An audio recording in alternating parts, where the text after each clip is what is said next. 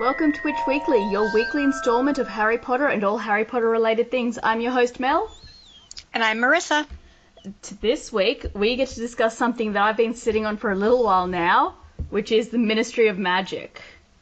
It's going to be a lot of fun. I am so excited about this topic, mostly because I'm a bureaucrat.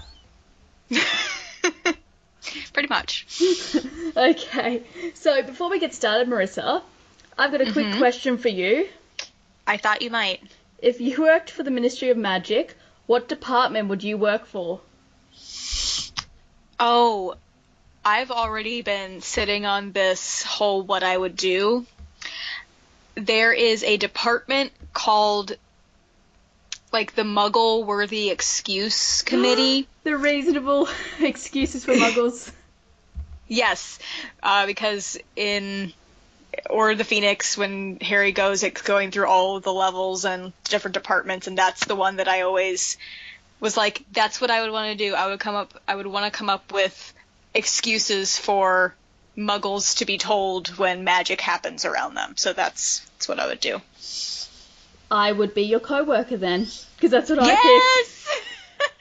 It's like, what better department to work for? Like, it sounds pretty safe. You probably get to stay in the office, don't need to deal with people that much.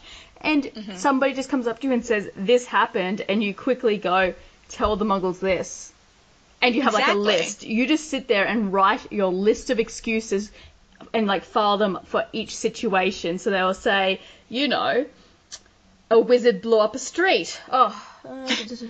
Gas leak. Gas explosion. That's what it would be.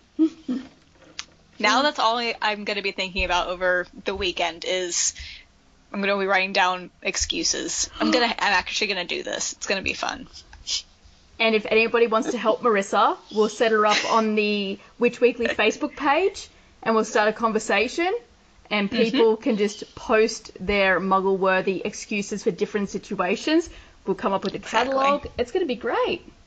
It is. I'm really excited about it. Oh, that's brilliant. See, I'm just doing the same thing. I don't have time this weekend to sit and do it, except probably this evening while I'm waiting for you to come back online. So maybe I will. But you can start it and I'll join in when I've got time to try and think of muggle-worthy excuses. It'll be great. But on to our main topic. I have so much to talk about when it comes to the Ministry of Magic. First of all, why are they a ministry? Why aren't they the government of magic? A ministry sounds like a smaller department. Yeah, we don't have a ministry over here, so I couldn't really tell you. We don't call any of ours ministries. We have ministers. So we'll have the Minister for Finance, the Minister for Foreign Affairs. But, yeah, we don't have ministries. Yeah, I wonder why it is they picked that.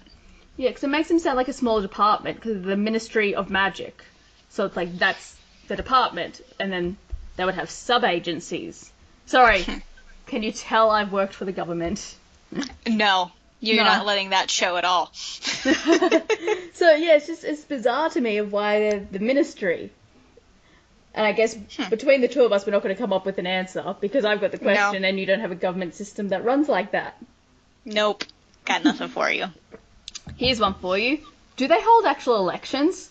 No. There's no way. Because we know when Fudge gets canned that they bring in Rufus.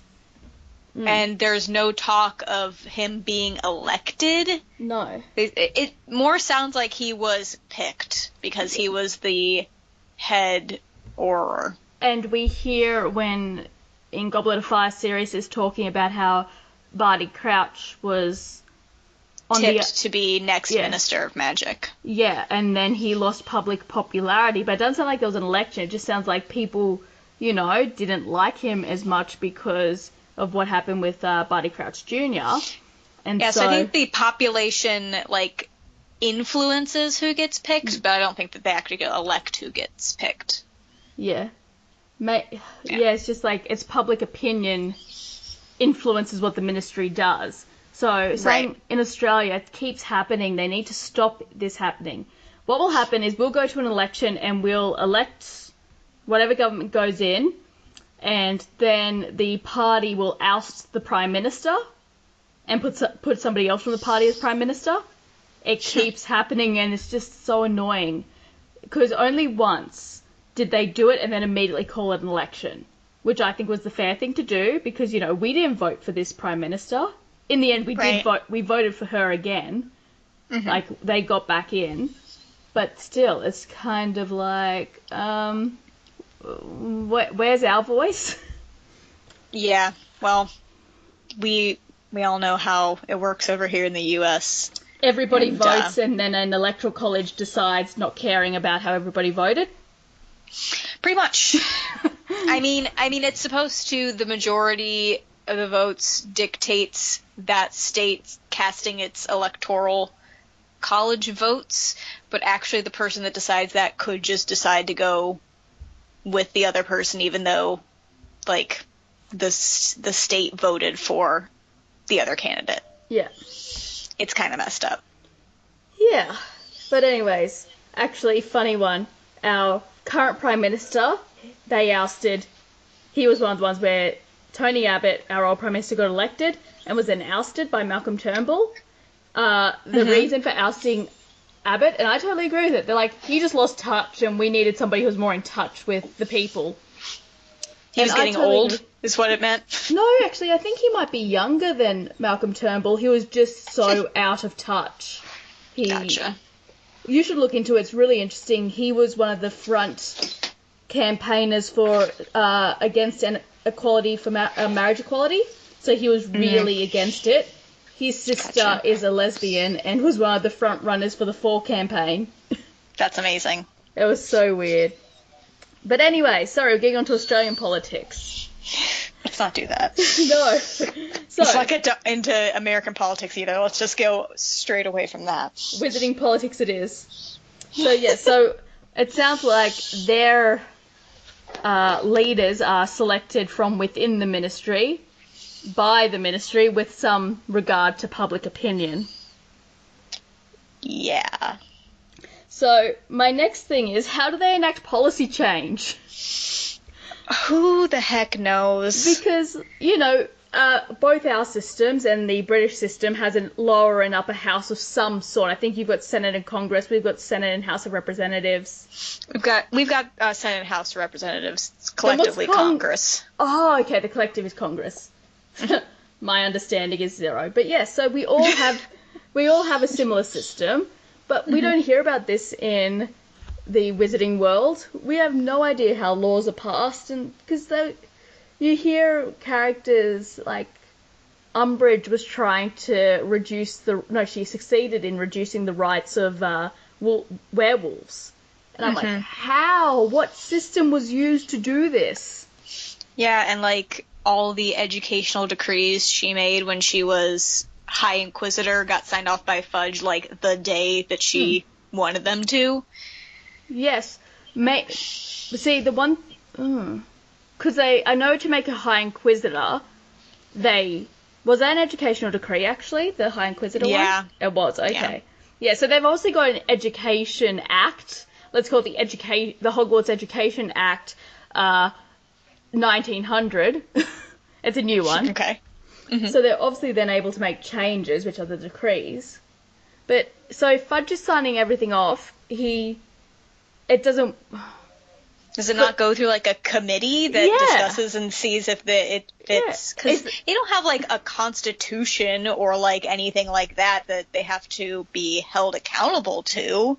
It seems like a very loosey-goosey government to me. So then is Fudge almost a dictator? It feels like it. Because I suppose it's kind of like the American president. He can sign off on whatever he wants or veto whatever he wants. He gets the last say. Pretty much, except there are instances where the president will veto, and then if a certain percentage of Congress still votes to put it through, then it has to become a law or whatever. Yeah. Well, that's good. Safeguards. Yes. Well, I suppose Fudge's power comes from the government, and we see they can oust him, so it would be the similar thing if he's doing something that's so unpopular with the rest of the ministry, surely somebody would stand up to him. Yeah, we don't really get a clear idea of how policies get passed. I suppose for kids it would be really boring to have to read about that, but I want to know, Rowling. JK, let me know. If you could just get back to us on that, that'd be great. Appreciate it. Maybe we should just Twitter her and be like, hey, how does the wizarding political system work? And then elections, policy change. Yeah, because it doesn't look like there's any sort of, there's no census taking, there's no getting the community's opinion on anything that we know of. And it could just be because we didn't see the trio become of age in a system where they would actually be voting on things. But, I mean, maybe it changed. We don't really know. Because I felt like they held a... Good. You get right on that and see if she replies in real time. But yeah, I'm concerned that if it's as flimsy as it seems through what we hear in the books, that bothers me. Because I really have no idea how it works then. How does your society survive, we ask? Yes, pretty much. Okay, I've just said, at J.K. Rowling, how does the wizard government work? Do they hold elections? How are policies and laws made and changed? Yeah, we need all the answers. Okay, let's see, we might get a reply. Who knows, we might get lucky. I doubt it'll be in real time, but... It could happen. It could happen. So my next thing is, why is their political system so interwoven with the justice system? So we see that when Harry gets his full criminal trial over using magic outside of school, it is presided over by the Minister for Magic and his staff. Yes. So did he become... Because Dumbledore was Chief Warlock of the Wizengamot, did Fudge take over that when they ousted Dumbledore? I don't know. There's other things, it's not like the Supreme Court that we have here, because there are only 9 people on the Supreme Court.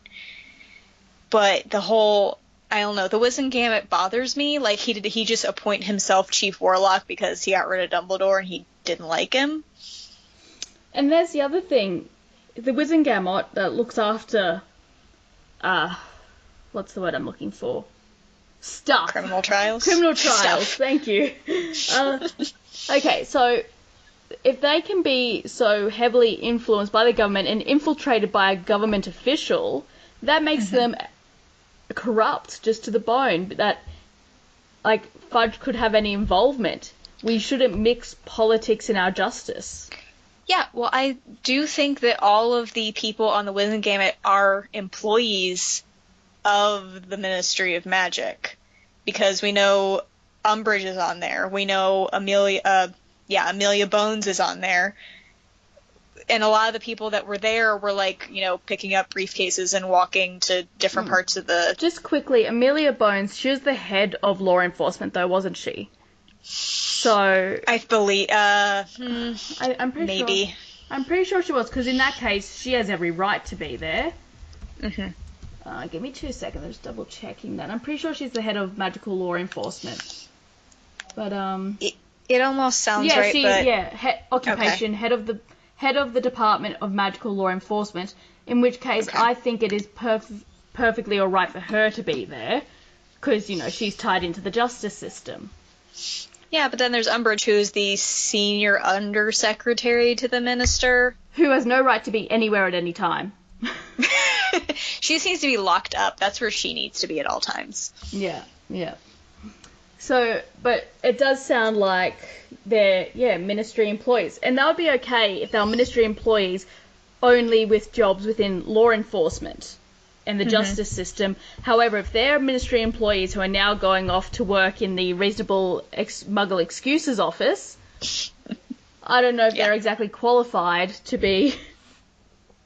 Yeah, we don't really presiding. get much. We don't get much on anything, but we really don't get a lot on who exactly is on the Whiz and Gamut and how they get there and if they work in other departments. Because the only people we really know are the people that we mentioned. It's like, do they have lawyers in the Wizarding World? It feels like they need them. Well, Dumbledore, went in there and was kind of like Harry's lawyer. Yes. He presented witnesses and the whole thing, so... But Harry was not given the option to have legal representation to begin with. Well, the justice system, as well as the government, the whole entire system is flawed. They sent people to Azkaban without a trial. Yeah, more than on more than one occasion. Multiple people. Yeah. But that is so bad. Why aren't they accountable? Because they don't care. They need to be regulated, Marissa. They need to answer to other government bodies within themselves. And the press. You need to answer to the press. Oh, jeez. You do, and that's something I do admire Rita Skeeter for.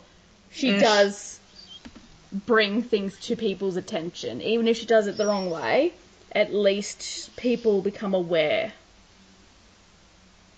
I just don't like Rita Skeeter, that's all. No, I don't like her. I suppose I don't like her, but I understand that she has a purpose within the wizarding world, and while she doesn't go about it the right way, at least she's bringing forward issues. Otherwise, the government... Yeah, I understand. The ministry will cover everything up. Oh, yeah. Anything and we know they have. Yeah, exactly. They don't admit to mistakes. They would never make a mistake. How dare we act like they would? So, I want to just talk about something that I noticed on my last read-through of Order of the Phoenix. Interdepartmental memos. So Sounds like fun. Yeah, so they got rid of the owls because the owls were pooping everywhere. So now they've got paper aeroplanes, which are memos. You can't send bulk documents, for starters. How? I don't know about where you work, but I've got files and multiple files for the same matter, and it ends up being 2 foot of file. Just all the paper. With my work, it's mostly emails, so it's not hard copy stuff I've printed out. Yeah. Well, they don't have email, so when they need to send big documents, they have to walk through the ministry with them. Yeah, I would assume so. I don't know if these memos can, it wouldn't be for big documents or things that they needed signed or reports that they're handing in. I just imagine them needing things signed and, trying to flatten out the paper. But I want to know if these memos are can they be wiped clean once you read them if you don't need it anymore and be reused? Because it seems like throwing them away would be a waste of paper. Yeah, that's a good point. Having said that, I don't think the wizarding world is that environmentally conscious. They need to be. Yeah, they use a lot of paper, all that parchment they use at Hogwarts. And it's so heavy. Yeah. I get it, you got an aesthetic going on, but seriously, parchment, rolls of parchment. 2018, Ugh. It's time that Hogwarts had iPads. Spiral notebooks. or iPads, but spiral notebooks at the very least. Yeah, meanwhile, the Ministry of Magic should have moved on to, computers or some magical equivalent. Yeah, they can figure out how to run a computer on magic instead of just electricity. Yeah, exactly. If there's anybody that can figure that out, that's you guys. Yes, you've got magical powers. Find better ways to do this. Mm-hmm. But yes, the other thing is, we all know that the Ministry of Magic is deeply problematic. I've got written down here their statues out the front. The big fountain where it's a goblin, a house elf, and a centaur all looking up at a wizard and a witch in admiration. Mm-hmm. Deeply problematic. That's not a thing that goes on. Harry even said, the only look that seemed correct was the house elf. Exactly, and that is because they are an oppressed group. Though that's a whole different debate. Right. And another thing is the inherent racism that goes through the Ministry. At least at the upper levels that we see with Umbridge and Fudge, how they value purebloods. Oh, yeah. I'm pretty sure Umbridge is actually half-blood. No, she's not half-blood, but her father was just a janitor at the Ministry of Magic, and she didn't want to admit to it. Oh, and maybe it was her brothers were squibs. Was that it? I think so, yeah. I think her brothers were squibs. Okay.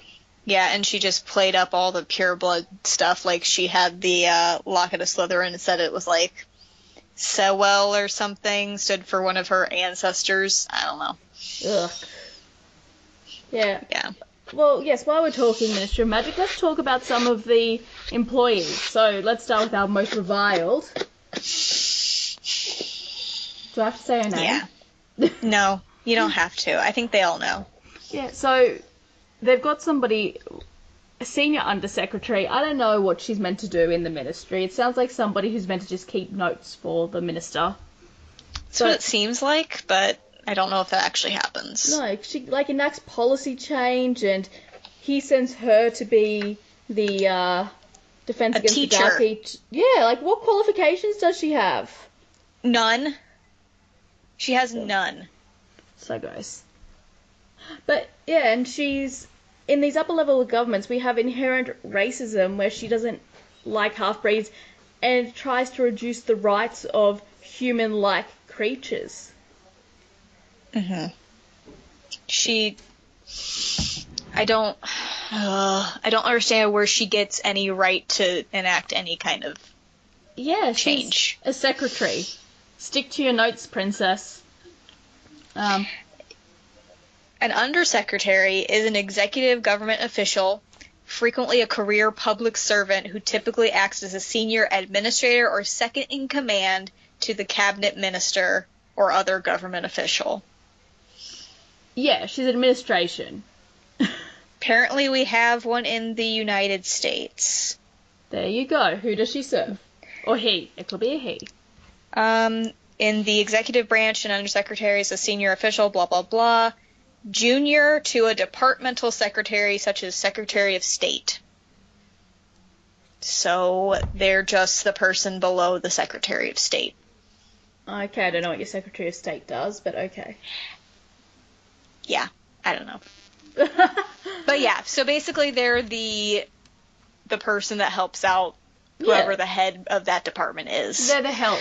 They're administrators, by the sounds of it. Yeah, so basically every head of a department should have an undersecretary. Yeah. Okay, so there is a little bit of power there, but still, it sounds like they are the help. They do as they're told. They're not, leading the group. They're just relaying. They wouldn't be advising the minister. Relaying and doing all the paperwork. That kind of stuff. Yeah. So that moves us on to who she serves. Friggin' Fudge. Oh, man. I know somebody called Cornelius. Just saying. Cornelius. Actually, it's the cutest thing. We're at this thing, and one of the kids there had been reading Harry Potter, and her mum goes to her, Xanthi, you remember Cornelius? And she looks up and she goes, Cornelius, like Fudge, ew. And Cornelius doesn't miss a beat. He just goes, I don't know. I think I would make a very good bureaucrat. That's great. He is a bureaucrat, so it makes it even funnier. Good. But yes, so Fudge is so problematic. He is such a power-hungry leader and so incompetent. Apparently he's always chasing after Dumbledore for advice and help. Until he feels like he's got it under control, but then it's just because he doesn't want to ask Dumbledore for help. And then he just screws everything up. Yeah, it's just like he's clearly incompetent if he can't run his own government without Dumbledore's advice. And then, when he fights with Dumbledore, screws it all up. So he became bound by the love for the office that he held, and he no longer cared about doing what was right. exactly. And it's just like, oh my god, he's so incompetent. How did he become minister to begin with? Like, I don't know. I get he surpassed Barty because Barty became unpopular, but what was Fudge doing that was so great?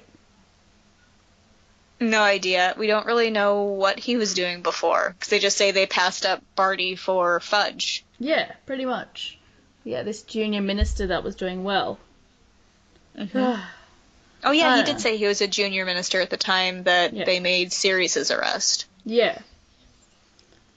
It's just so bad. Like, that's the other thing. Where are these people's political careers? Where they don't even have an opposition. No. They have nobody against them, as far as we're aware. Yeah, like I'm sure in their talks, whatever talks they hold to enact policy, people give their opinions and their votes, but it doesn't sound like there is an opposition party. It sounds pretty easy to win people over to your side. Mm-hmm. Because there's not a party line for people to toe and a group of values. Mm-hmm. Yeah, Barty Crouch, another one. It's just like, he came from a prominent pureblood family. We know that. Yeah. And he was very hard on dark wizards, which can be good, but when you throw people in jail without a trial, it becomes an issue. Yes, it's like, I get it. When you're telling the cops that they can kill rather than capture, that's also a problem. Yeah, exactly. And once again, so problematic. Like, why aren't these people, like, answerable? Well, I suppose Crouch at the time had lots of support from the public because everyone was scared. But there should be laws in place to stop them, even, like, if there's public hysteria. You get what I mean? Mm-hmm. I totally get it. Because if there's not laws and rules to govern us, we fall into chaos and anarchy. Yeah. I don't know. It's just another thing about the ministry. Just a quick side note. Are the Aurors the only law enforcement they have?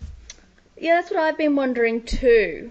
Because I feel like they're the best of the best. So that's the only people you have out there doing work? Yeah, I've been wondering the same thing because they're specifically called Dark Wizard Catchers. Maybe did they send auras over to Moody's house when he went when the dustbins went off? Oh man, I don't remember. I don't think they did. So maybe just employees. I think it was just like the magical reversal squad or something to that effect. So maybe there's like they're kind of law enforcement, but not described as such. Yeah, that's what I was just thinking, that under the magical law enforcement department, they probably have wizards who are more like beat cops, who come just to like look after problems, while the auras are their best of the best and they go after dark wizards. Right. And powerful ones and ones that are going to cause trouble. Because we know that in Prisoner of Azkaban that Harry blows up his aunt and the accidental magic reversal squad goes out and, deflates her. But I don't know if they would be able to, like, bring him in.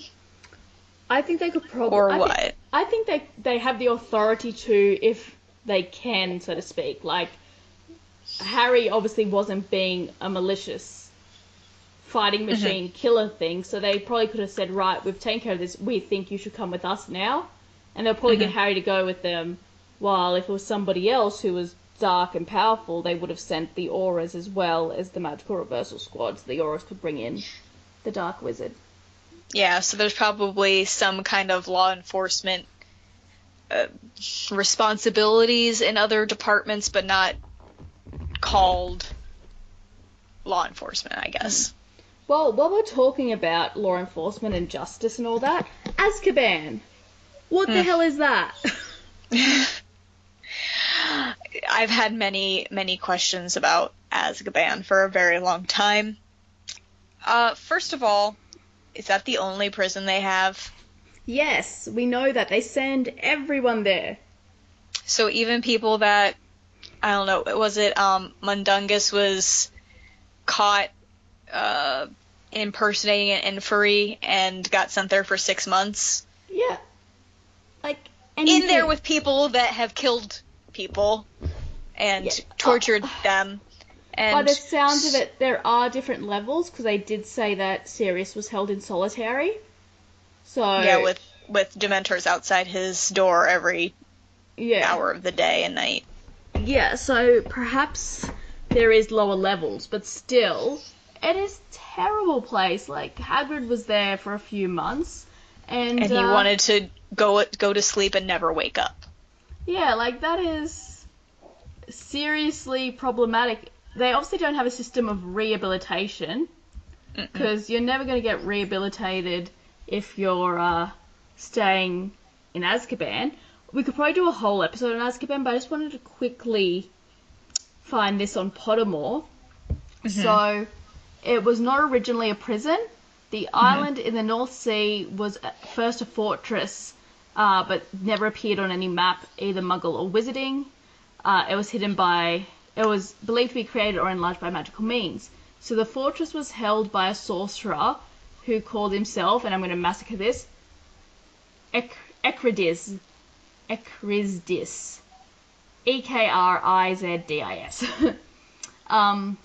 Anyways, he would essentially torture people. He would get, he would lure ships over and torture the sailors. Eventually, the Ministry of Magic realized that something was out there, so they went and searched it.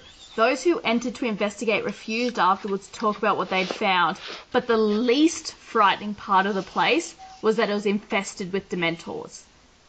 The least frightening thing? Yes. You know those things that make you relive your worst memories and suck all the happiness out of you? That's not the worst thing out there. That was the, best... The least. The least worst. And the best thing about this place is all these Dementors. Yes. It's fine. So they... Oh, gosh. Yeah, they decide to turn into a wizarding prison. Because that's nice. I don't know, there's many questions I have about this, but we don't need to, we'll talk about it on another episode. I've got many questions about this place and how it runs. Yeah, especially the people who worked there and ran it. There's a lot of familiar names. But goody. Yes, we will definitely talk about, but that's the least bad thing that was on that island when they decided to turn into a prison. So what are they thinking?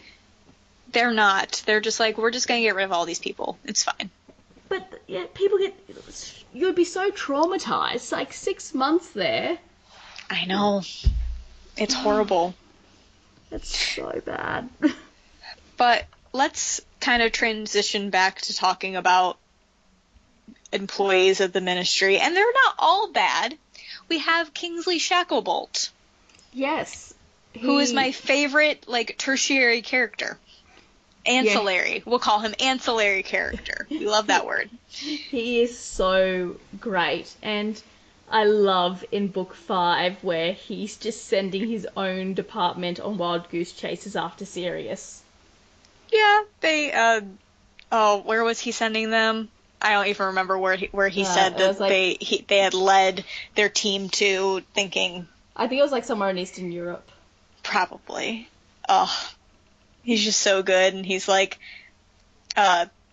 show this to Sirius, I think he'll find it funny. I love that he, I don't know if he bought the Quibbler or somebody had it and he saw it, but if he's a subscriber to the Quibbler, I'm all about it. Well, I'd say anything that's involves Sirius is brought to their attention, even if it is a Quibbler article.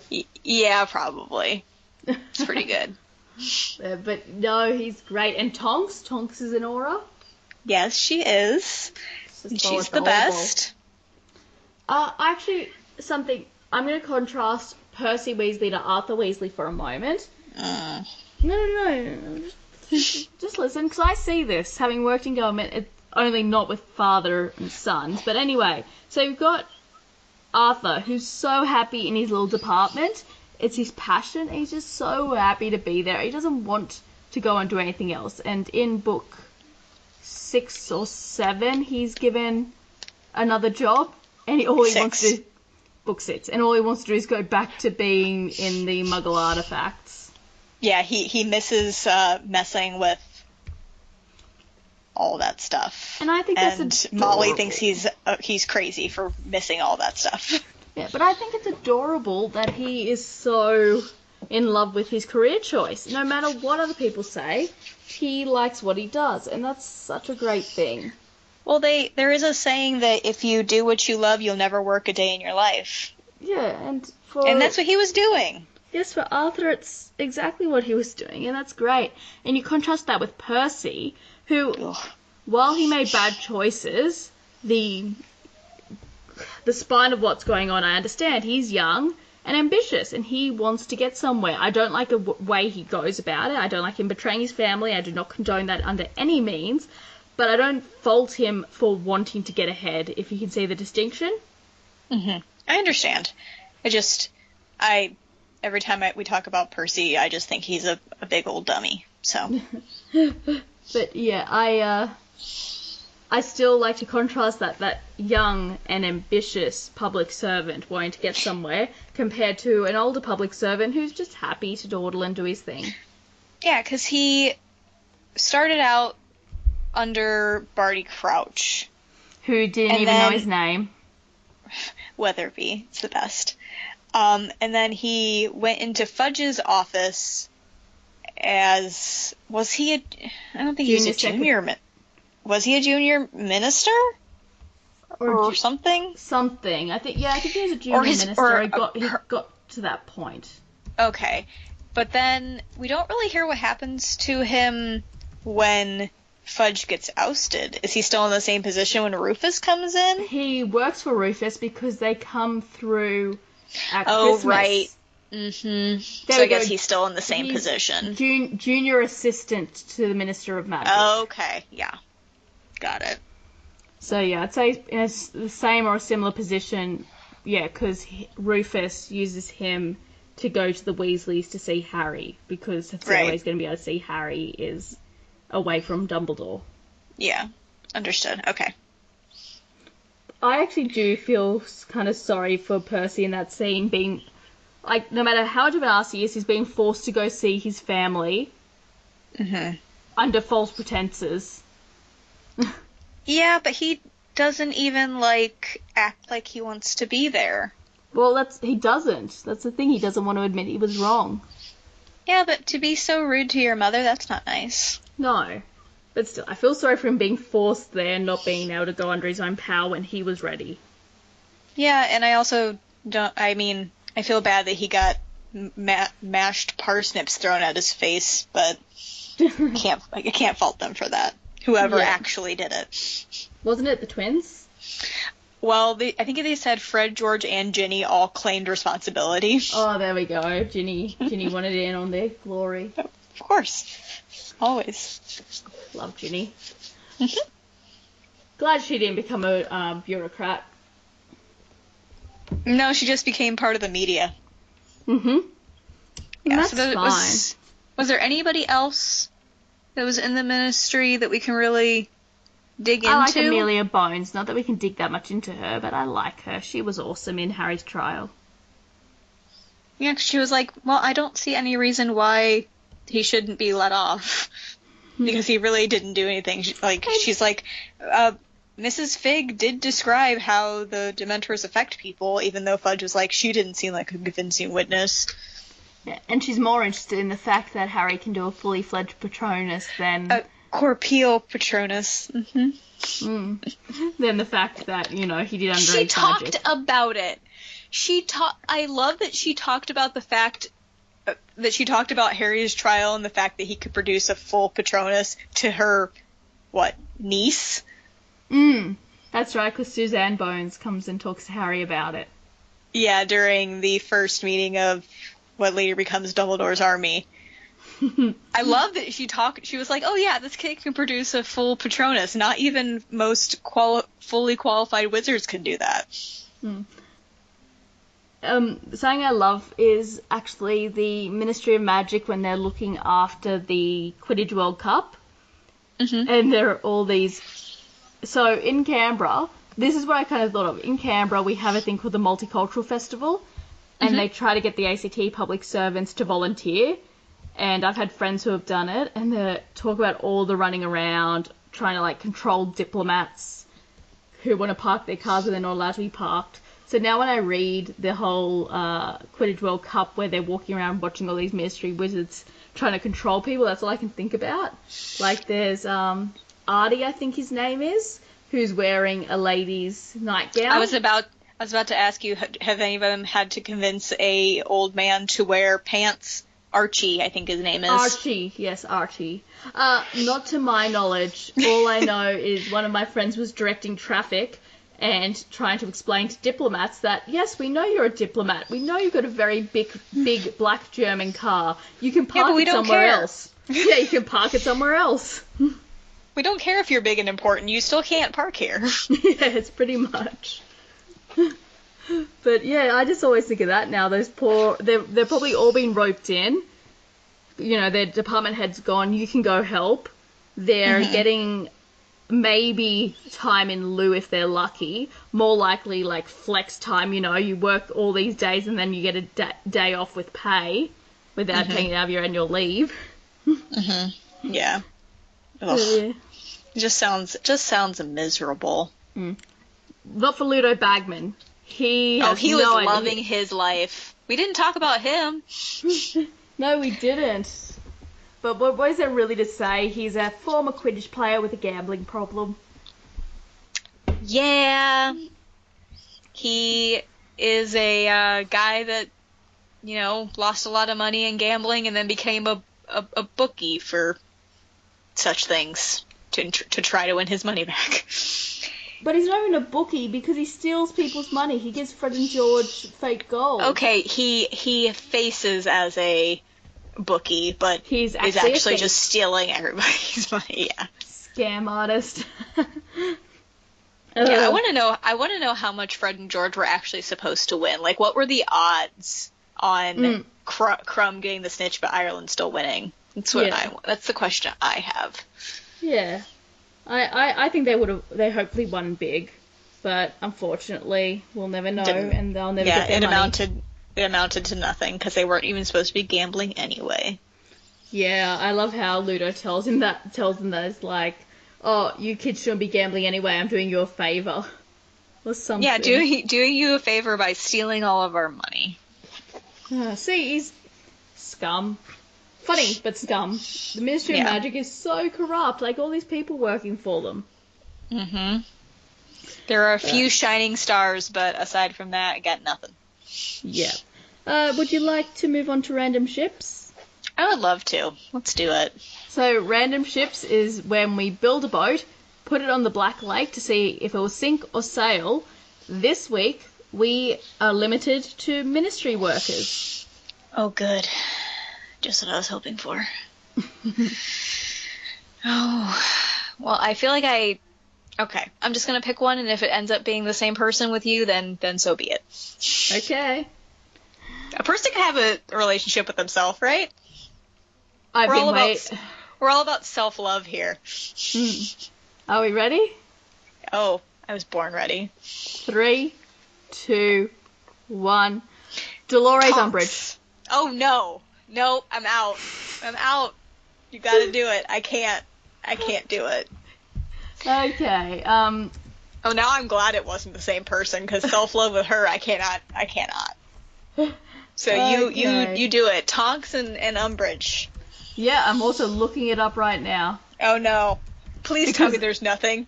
Please. I don't want it. I can't. I'm trying. Oh, there's a tag on Archive of Our Own, which is Umbridge bashing. I can relate to that. I can get behind that. Okay, so we need Dolores Umbridge, who has 740 stories apparently. And Nymph.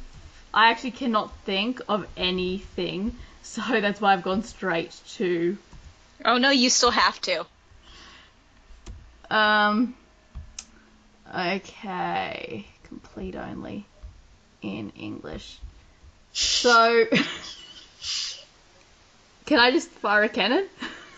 No, you have to think of something, and then we can fire the cannon very, very quickly, but you have to at least think of something. I love how you're, like, blaming me for... It's like you're blaming me for this.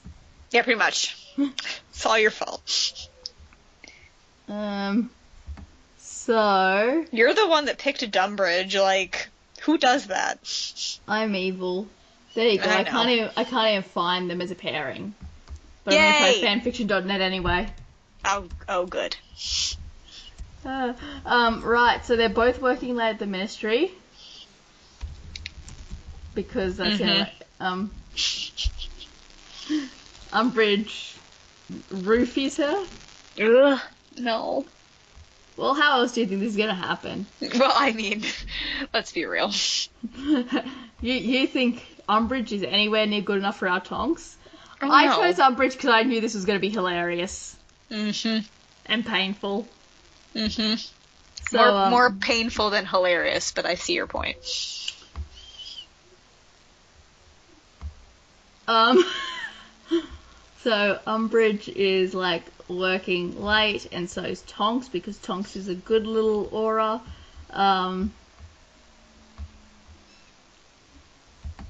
And stuff happens.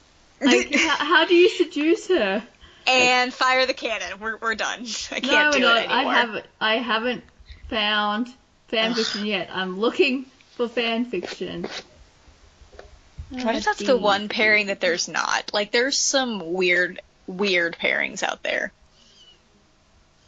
Like, I've seen people talk about Dobby and the Sorting Hat. So, like, that's a thing, but Tonks and Dumbridge aren't. I find that telling.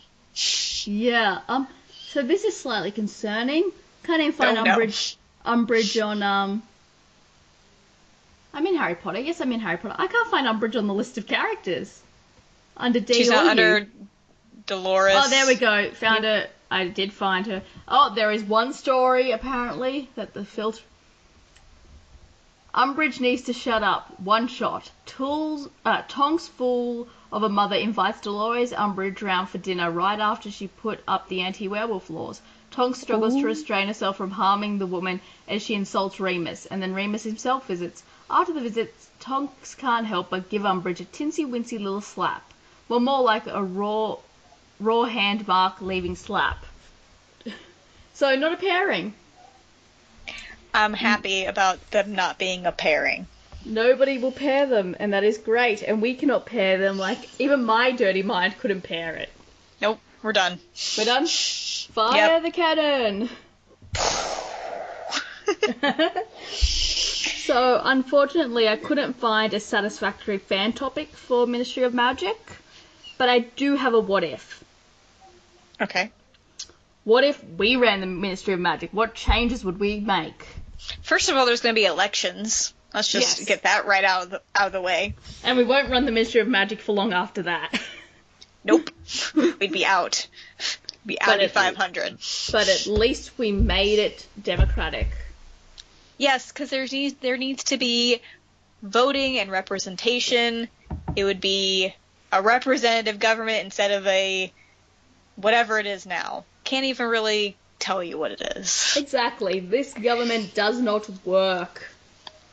Yes, I would also create an upper and lower house. Mm-hmm. So laws can be passed between them. Yep. There needs to be committees discussing these decrees. Just needs to be. Yes, and experts need to be brought in. Real experts. Mm-hmm. We will also untie the political system from the justice system. Yes, because they need to be separate. Separation.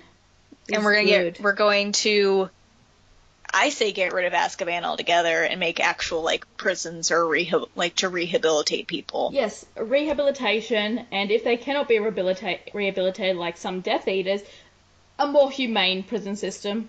that doesn't involve a torture island and Dementors. A torture island, pretty much. I can't believe Dementors were the least bad thing. I can't even, like, I'm gonna have to really think about what's worse than Dementors. No. Well, that's what I don't think JK could think of anything worse than Dementors. She was just like, so, that was the least worst thing.